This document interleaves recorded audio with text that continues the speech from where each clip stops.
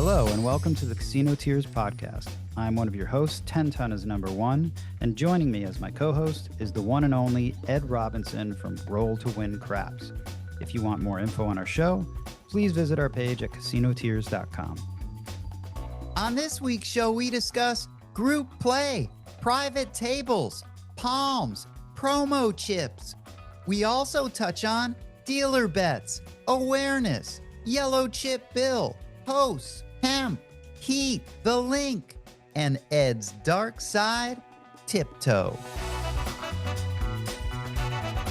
Bo, your camera is finally in the best placement it's ever been, right, Ed? I agree. You know what I did? Perfect. It is. I put a calculator under the back of the computer to tilt it forward. Yeah, it's finally in the best spot it's ever been in. And guess what? I Seriously. did it without the executive producer. I don't know See, how that awesome? happened. I don't either. Dumb luck. Because I told her, I said, I may need you. I'm going to hail you. He said, no, you'll be just fine. So do I sound all right and everything now? Am I close enough for the mic? Okay, good. Perfect. Listen, you can always be closer, but I can damn make it. it work. All right. Is that better? Yeah. All right. Yeah, it is better. Perfect. Bo, Yes, sir. I think this is the first time in season 3 that we've had you come on. Well, I'm here now. Yeah. Sort of like a little emergency broadcast because we're not going to wait till, SOS. episode 60, actually. No, it's good to do this right after the event and get it out there where everybody can understand it. And that'll be good for everybody and all of us. So let me just set the stage here. It's Tuesday, March 10th. We just had a very successful Casino Tears Las Vegas Dice Influence Dice Experience. It's got to be a nice experience, baby. Yeah. Just wanted to jump on and discuss this past weekend's festivities. From my perspective, I thought it was awesome. Ed, as usual, you did a bang-up job on the grips, the sets, the landing zone, the apex of the dice, all that good stuff that's going on out there at that table. And I know it's appreciate difficult to do. It's not something that everybody can do because, well, it takes a talent to recognize all this stuff. And as long as a student understands what's going on, it'll definitely improve his game with practice. I try to take some videos of what I see before I show them what I see. Okay, on the phone. Yeah. I take a few videos here and there That's good. so that they can, then I say, now you look at this and see what you see. I don't see anything. So what's your wrist? Oh, it Yeah, turns. exactly. Yeah. Or whatever. That's one of the biggest things. That or pushing your thumb or placement of Yeah. that's what's I could name a dozen of them right off the bat. Yeah. But that's There's a lot. yeah, There's exactly. a lot of things. So yeah, it went good. I think with 10 Ton and I working on the betting strategies over there, it works out really awesome because he and I will mix it up a little bit, as you know, because you can hear us over there. But it's all good. The students like it and they're learning stuff. As a matter of fact, the captain, the retired airline pilot from North Carolina, I talked to him this morning on the phone. Called him up, woke him up. He says, "Oh, the dice coach is calling. I got to answer the phone."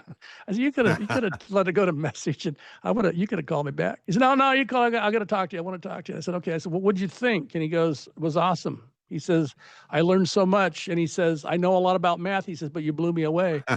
He said, "On a cold table," he says, I was losing my ass doing the DC. He said, "I never thought about laying the point and then hello." And so he said, "It's so secret." He says, "I'm not going to even tell anybody about laying the point." It's like it's you just did. exactly. You just told everybody. And I just did. But he can edit. That's fine. It's all good. It's part of the game, right, 10 Ton? Yeah, many parts of the game. Well, there's a time and a place for every betting strategy that we talk about to do. And sometimes, no matter what we do, as we all know, doesn't work 100%. That's a fact. Yeah. It is a fact. Go ahead. I'm very happy with how things are evolving and it keeps getting better and better and better. Been different every time, but I think it gets better and better. It does, because we keep changing things.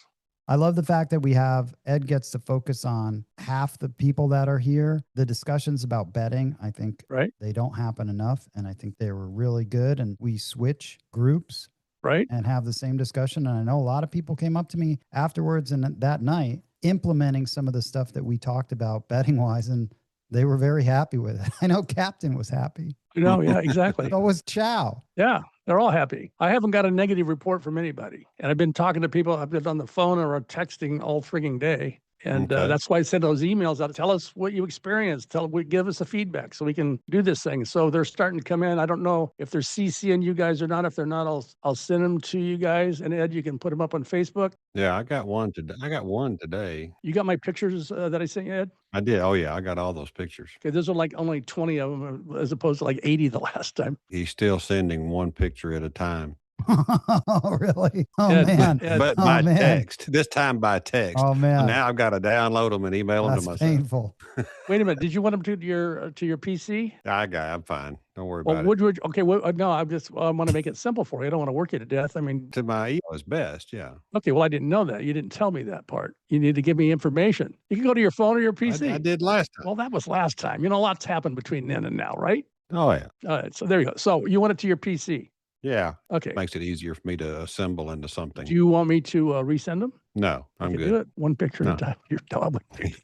Yeah. Send them one picture at a time. He did that last time. I had 38 emails. And I kept busting my balls on that. Oh my God. Exactly. Well, I mean, I'm just happy that your camera is centered and looks Super. good. There you and go. Your mic is fine. Perfect. Hey, do we get a passing grade this time? Beyond passing grade. Okay, awesome. Flying colors. This is great. Anyway, so I told in a separate email, but I didn't want to put too much in one email because the students seemed to overlook part of the email. So I sent a separate email about sending pictures to Ed or post them online. And I also plugged the podcast, I saw that. Exactly. So that's what we need to do because the podcast is great and everybody needs to get be a Patreon. It's a big bang for the buck, baby. The cocktail party was great too.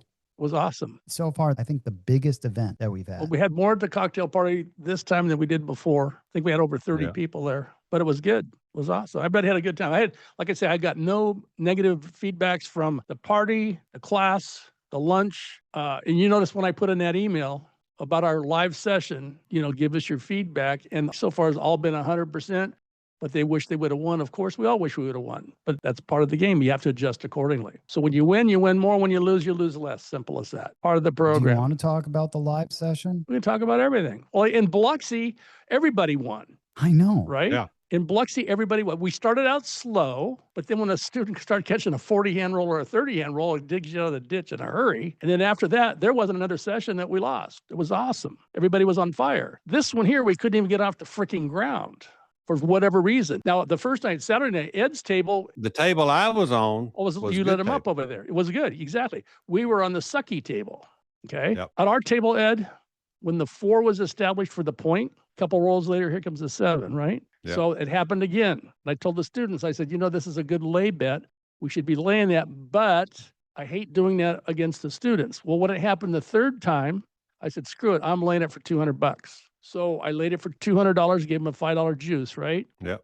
Midnight shows. I said, screw it. I'm laying it for $400. Here's another nickel. Guess what was next? The 7 was next. My rail was empty. Now all of a sudden there's $600 in my rail on one roll of the dice. Boom. That happened 4 times. And even the attorney, so I'm laying it with Bo. So he laid it. He was the only one that laid the 4. And I thought, man, that was really good. And even the dealer looked at me and goes, wow, that was a good call. So there you go.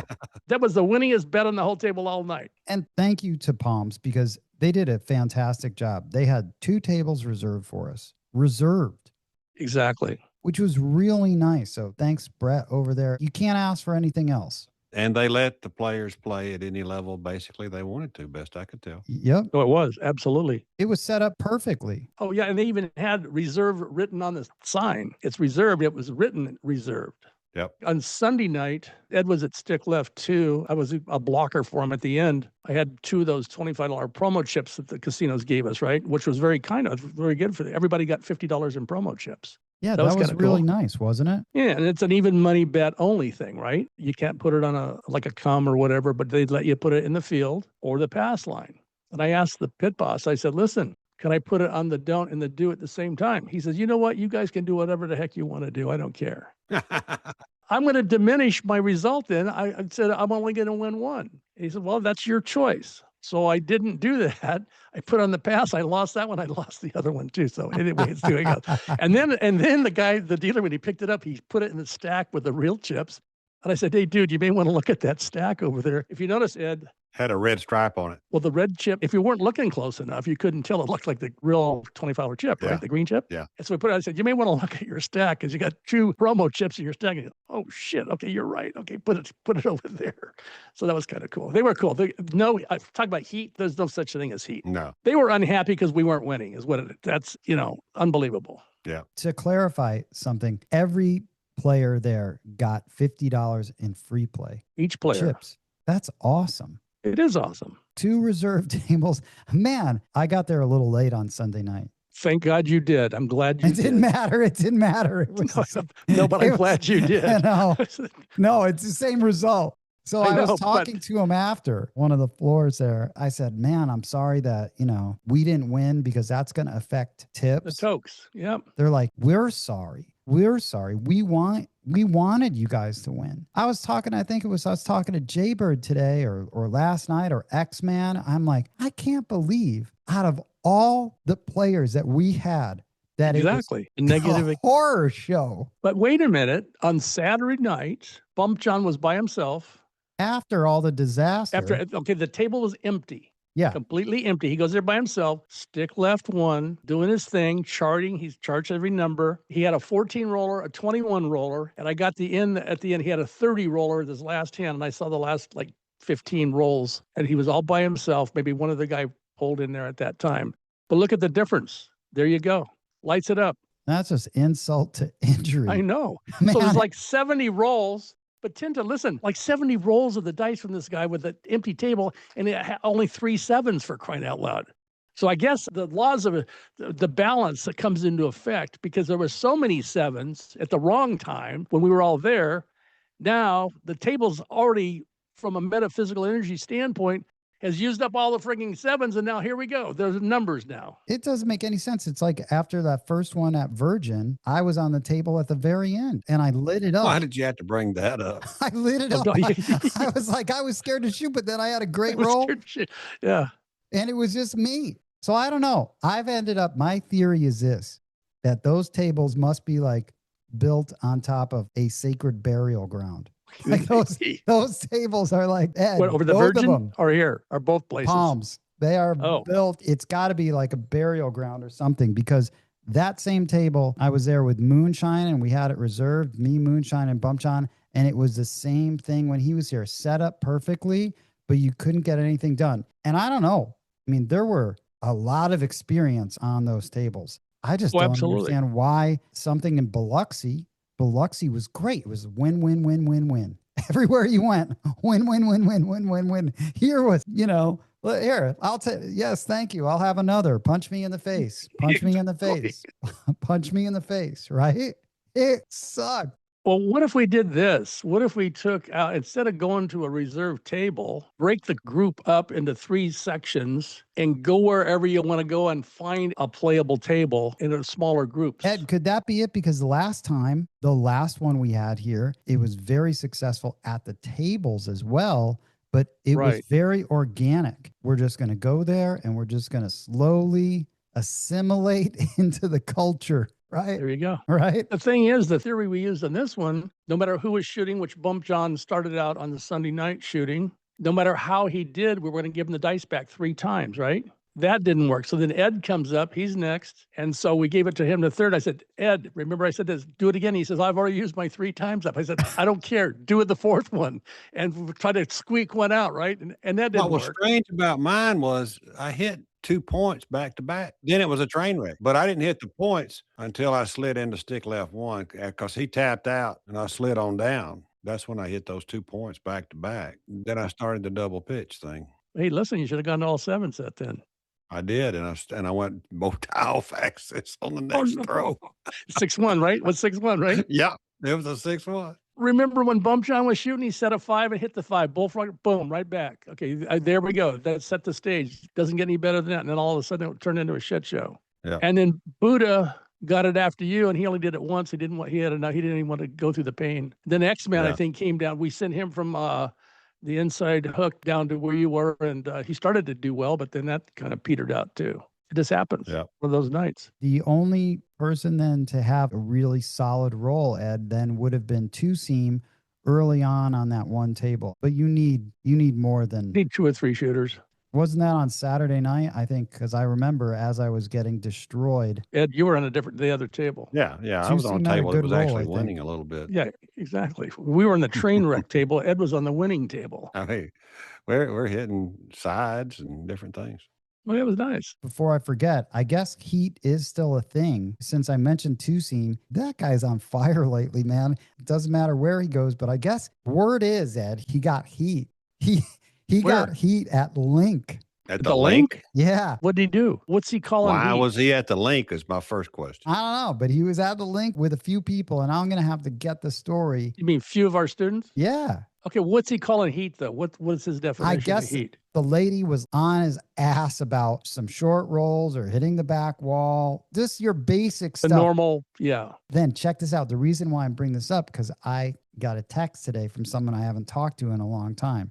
Energing, right? That's her name. That's her handle. She mentioned out of the blue, she's like, yeah, I was going to Linq, but I can't go there because there's the pit ladies give her so much heat. Wow. How weird is that? You never hear the Linq, and then all of a sudden I hear the Linq in 24 hours. I hear it twice about someone giving the players heat. And it's a lady. I guess it's a grumpy lady. Well, is it the lady that's on crutches?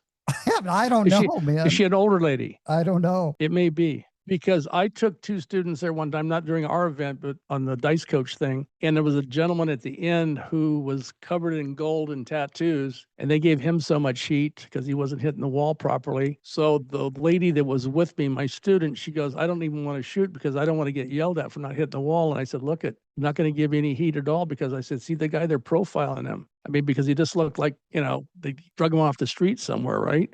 Yeah. So she gets a dice and she missed the wall most of the time, not by an inch or two, but by inches, and never got any heat there at all. So something must have happened in the last 6 months. I had an encounter at O'Shea's, and this was a long time ago, with a lady that I think you're describing, Bo. I had $10 on the all, and it hit, and then they claimed I didn't have it up there, and I made them go. Really? I made them go to the camera, and it was a lady. And did you win? Yeah, I waited it out. So how long did it take? Literally, it was like an hour. I waited it out because I knew I was right, and they had to pay me. Well, yeah, but so you stopped the game for an hour, or did they continue the game? No, they continued the game. I just, they were looking? Waited. Yeah. Okay. Just waited. Did you keep playing, or did you wait and not play? No, I was just waiting. Okay. They thought you were going to probably go away. And that was a lady, now that I remember. And I think she was on crutches. And I remember, well, she's just a grumpy. Well, she's probably under pain, and she's trying to pass her pain on to you. Pain management, pain transfer. Oh, my gosh. I'll investigate that a little more. I've never played at the Linq ever. So maybe that's a reason to go. Try it out. A heat check. I played at the Cromwell Friday morning when I was kind of lone wolfing it. And I was ecstatic at how those tables have come back, Bo. They played. Well, the last time you said they weren't very good. They weren't, but I walked in there and I listened to a guy throwing them. It was a $10 table. So I was like, I'm just going to throw the chopper. I've been wanting to throw my chopper toss live. And I said, here's a good opportunity. I can get by yourself. And I was throwing the chopper. I threw a couple of hands that were just kind of, decent, but nothing to write home about. And then I went, dude, quit throwing the chopper. Throw your toss. This table is too good to waste these tosses on. And I went back to my regular toss, and they played just as good as they did six years ago. Wow. That's awesome. So just so you'll know, now how long they're going to stay that way with changing the name to Vanderpump and all that, and who knows. Well, Ed, explain exactly which table that was. The table I played on was the one on the main aisle, not the one closest to the coffee shop, but the one that's on the main aisle. As you come in the door right off the strip? If you come in off the strip right there, come down the escalator from across the street, and you go right into that first door, and it's right in front of you. Ed, there's two tables, right? Yeah, they only have two tables. So, Tinton, that's the table you and I played on with Barry. You are correct, sir. A year and a half ago or whatever. The first session you and I did was there. You are correct, sir. That's when you hit the all tall and small with a random shooter at the end, remember? They have repeaters there now. They do. And the repeater is the target from stick left one. The repeater bed is the target for the landing zone. Nice. Just like it used to be. A lot of people are liking that. We had a bunch of our group played there and did very well on Saturday and Sunday during the day, I think. I think somebody hit the ATS, I think there. There were a lot of break-offs, mini groups that went out. They did well. They were shooting, and there was a lot of success elsewhere. Yeah. So what do we do about that? How do we figure that out? I think well, we got to have you. All of us are in class. All of us are in at the event teaching. We can't go out. That's the problem. Yeah. How do we figure out what happened? Is it the fact that you have a reserve table? That's got nothing to do with it. That's got nothing to do with it. Bo, that table that I played on, that table we played on Saturday, that I played on Saturday and Sunday night is a fantastic table. The roast just didn't occur on Sunday. Ed. Exactly right. The bounce is true. The bounce is true. It is a shooter's table. Man. So how do you explain that? And by the way, I just a little shout out to all the people rooting for me to fail. I did. Wait, whoa. Who's rooting you to fail? Come on. Who's rooting for you to fail? There's some people out there. Are they ferrets or what are they? Won't name names, probably. Are they ferrets or what? I would assume they are. So. Well, they are now. Bo, you can attest to this. I did lose. This is my quote. If I'm going to go out swinging with 5,000 out there, I couldn't have a better shooter than having Ed on this table, because Ed was like, this table's a great table. It's exactly what he said about this is a shooter's table. It's giving me what I want. So, of course, I loaded up. Bo, I was like, $1,000 5, $1,000 9. I got $1,000 odds behind the 8. And I was maxed out on the bonus. And it came down to Ed had all the low numbers. He just needed a 4. He just needed a 4 to bring in $3,000. The 10-ton 2-hit takedown. My first hit, I was at $2,500 on the 5. The 9 was $1,000, and the 6 was up there, probably like 600, maybe. And I was right there. I watched you right there. And I was like, all right, look at all these numbers that Ed could hit. Couldn't give the dice to someone, I'd pick Ed. Sure. I'd go for it with Ed shooting, and it just didn't happen. It was just one of those nights, a number away, and I was loaded up, man. Loaded. Well, that'd have been nice. You even asked me, did you see what I had on those numbers? Afterwards. And I had no idea. Nope, you didn't know. You're like, I know you had something out there. Well, it's probably a good thing you didn't know, Ed. I could care less. It's not my money, but exactly. I'm worried about. You're looking at the dice. Looking, what are my dice doing? Don't worry about the money. That's the wrong thing to worry about. I'm not worried about somebody's bets. I'm worried about your dice. What I'm doing. What are your dice doing? What do you need to do to change things up to get a positive results? But I mean, your toss was looking good. Didn't I hit a point for you though? Point was an 8. You were just hitting everything though. Because I had $1,000 on the. Maybe you did, Ed. I don't know. Because you had a good roll. It was just getting up there because that 4 comes in. But I knew you hit aces pretty quick. Yeah. So here we go. There's that 4 again on a different table, and see, it's still a disaster. Yeah, go figure. I was not laying it at that moment. I'm like, we are in go mode. And you normally lay the last one. Yeah, but I didn't lay anything that night, which is interesting. I did not lay anything this weekend. I was just in sort of a go. I took your place. I laid the number instead of you. What do you say? Did everyone just had an off night? Well, not everybody lost though.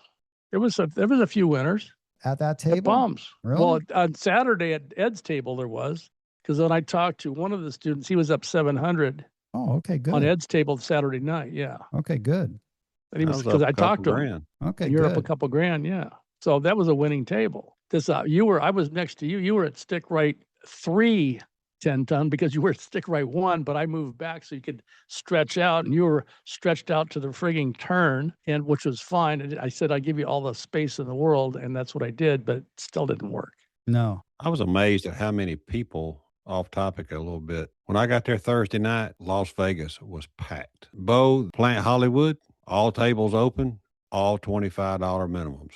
Every table, elbow to elbow. Well, the Aria, when I walked in there, no matter what time, night or day I was walking through, it was packed. My dumb ass walked up there to wait on 10-ton, and I couldn't even get on a table and wouldn't have got on one anyway. There was all $50 and $100 minimums at the Aria on Thursday night. Isn't that crazy? How many tables were all open? Packed? All of them. What do they got? 2, 4. What they got? They got 10 or 8. Is it 10? They have 10. They have the most out of anyone. When I left Monday morning at 7:00, they had only one table going. There's like 4 people there on Monday morning. Yeah, it was a Monday morning. Thursday night, though. I know. Well, it's approaching the weekend. I think there was a convention. Somebody told me on the plane there was a large convention of about 150,000 people in for some kind of construction. Oh, it was a construction one. Exactly. All the big heavy equipment and stuff. That's what Aaron, he came for that. That's why he came to our class. The guy from North Carolina. I like him. Yeah, he's good. The ATS hunter. ATS hunter, good dude. Yeah, he's cool. Yeah, he's taken my class several times. He grows hemp on the side. Well, no, he's got an apothecary. An apothecary. There you go. Is that like an old school medicine cabinet? Well, they got like 60 of them here in Vegas. Apothecary? Yeah, like Planet 13 and all those places. Go in there and get all I don't think anything with THC is allowed in North Carolina. I could be wrong, but they call it hemp. They get around it with calling it hemp. Well, there's a hemp that doesn't have a lot. I mean, they actually grow hemp in North Alabama now. Oh, really? It's a low to zero THC hemp. Then why smoke it? Good question. An apothecary. What's the matter? What's the matter? What's the matter? That's what it's called. I don't know. I don't think it's called that. It is. Of course it is. Oh, it is. Of course it is. Ask Copilot. You're going to go to the weed apothecary? Oh, they got edibles and all that shit in there, you know. Oh, man. Good for your arthritis things. Maybe we should have had some gummy bears or some damn thing. Maybe it would have improved our game. That's our live what game we should have done. Exactly. Yeah. There you go. Well, one of the students asked me, says, "Hey, Bo, you want one of these gummy bears here that might help your situation here?" I go, I don't think I'm not ready for that right now. Man, it would have helped me cope a little more. Yeah. God. So you were at Aria early morning Sunday. I was there late, like 2 a.m. it would have been early Monday morning, late Sunday night. I was shooting and X-Man showed up. I was by myself. Oh, really? At a table. It was so pleasant, man. It was so pleasant. Win? No, I didn't win. I lost. It was a bad weekend. Yeah, it was a bad weekend. X-Man and I were like, numbers away. It was nice. Him and I just shooting. Very Which peaceful. table was it? The one across from the secondary crapless table. Oh, was it a crapless table or no crapless? It was not crapless. Okay, because I thought it was the one that Ed was on the last trip. No. That he lit it up. X-Man had a nice roll there. I had some good rolls. It was just a very pleasant, peaceful time. I like that casino, man. See, the reason I went to the Aria that night was I said, well, I practiced this chopper toss on this bouncy table I've got right here in front of me, and I wanted to go just make a few tosses with it and see how it acted on their table, but I never got to do it. Man, Ed, there's a sweet spot at these places at Aria because they have so many tables after midnight, man. Too late for me. I decided that when I hung out with you Thursday night. I'm like, I was up 24 hours, dude. I ain't doing that. I'm not doing that. No, that's again. too much. I wouldn't even start not doing that ever again.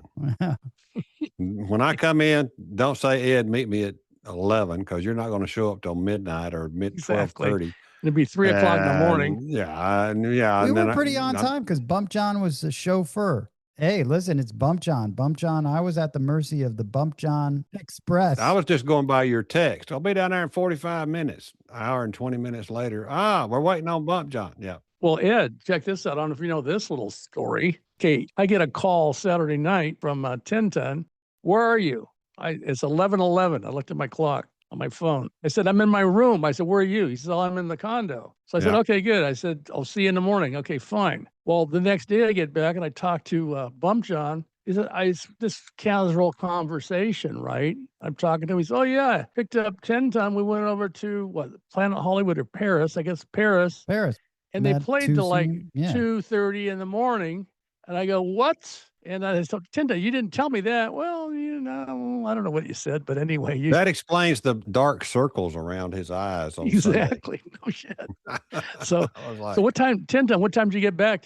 Would you get back to your condo? Like 3 in the morning or something? Yeah, and it didn't help that there was a time change. I know, exactly. That was not 4. good. So that was 4. And then we had people sitting down in the lobby there at 7:30. Some guys got there at 7. I said, don't even bother. He's not going to let you in until 8 o'clock. That's what we said, 8 o'clock. No, I said 8:30. You said 8:30? 8:30. Oh, excuse me. It was 8:30. Yeah. So I entertained a few of the guys down there. About the class, though. Oh, we're back to the class. Yeah. Well, about the class, we had a new addition this time. It's great. Ed and Bo, what do you think about the guests we had for the afternoon session? We had Oliver, who was 23 years of experience at least, floor and dealing. And then we had Juan from Palms show up both days, sort of a mystical beast, a mystery of what a host does. They're one of those elusive, animals that you never get to see. When you're first starting out, you're like, what's a host do? And how do I get one? And what do I have to do? I think people enjoyed having a floor there to talk to them about what they're watching, how to react with the dealers and all of that. I thought it was well received and everybody asked a lot of questions. I think it was also good to have a host come in. I think overall it was well received. I don't know if you have repeat people, they may not like it, but that's the first time we've done it in Vegas. We did it in Biloxi. So I think it was all right. I think it was great. But both. When Oliver was here. Well, yeah, I thought it was great. I thought you asked a lot of questions, which I enjoyed. The reason why I did is because I had some questions I knew nobody else would ask. And so I thought it would benefit them if I asked those questions. So it was kind of cool. I think it was well received. I think Oliver's great. He's a hands-on kind of guy. He's a kind of a guy like you. You get to know him and he becomes your friend, Yeah, I like the fact that he talked about short sticking. Which is, it's one of those I love random things that he even mentioned. But like I said, someone with that kind of experience, you can learn a lot from the other side of the table, I think is important. And that's where I got a lot of my initial info. I would take Oliver out, let's go eat. And I'd ask him, okay, now what if I did this, this, and this, and this, and this? He was the first person to tell me about, well, you could lay that number. And since I was always playing the ATS for 10, 10, 10. You didn't know anything about lay bets, huh? I was always like, no, I'm not going to lay it. No. And he would always come over to me to remind me when he was on the game, you could lay that. And I'm like, no. Guaranteeing you a win. He's trying to guarantee a win. You know what? For people that do end up taking the class again, I've got 2 other floors that want to come up and do this. Perfect. Be good to mix them up a little bit, especially for some of the alumni. Get a different point of view. I think it's really cool. I just know that a lot of players don't get to. Yeah, I don't know of any other dice event where people are bringing in the local floors or even a local host besides us. There aren't any. I guarantee it. I think it's a great addition. Yeah, so that's what's cool. Just trying to make this, just set it apart. It's got to be educational, and that's what we're doing. Exactly. Yeah, and then we were able to touch on crapless as well. Ed, you talked about crapless, which is really good. And then we also ended up discussing, again, getting into some sort of deep weeds of the tracking and how we would track rolls with those trackers from our resident expert tracker, Bump John, to make an appearance. He's a scribe. But you know what? It came in handy because Jaybird was tracking, doing exactly what they should, looking at these numbers and basing some betting off of the tracking, which is what you should be doing. It's pretty cool. Very cool. I think some people will gravitate towards that. It'll fit their style and other people won't. Like I'm not necessarily someone, maybe I will, I don't know. Well, you don't need to because you got Bump John. So Carolina Reaper and I went and played Sunday night after all the fiasco. Nice. Where'd you guys go? We went back to Plant Hollywood. Oh, nice. And we played on the crapless table with the repeater bet. And we were so close. We played for probably close to 2 hours after. It was quite a while. We played for about way over an hour. And there was me, him, and one other guy on the crapless table at Plant Hollywood. It had the repeater bet and the fire bet, if I'm not mistaken. And we played a long time, and we were so close. He hit a repeater 12 on the I remember on the last hand that we finally got a repeater. Because I was betting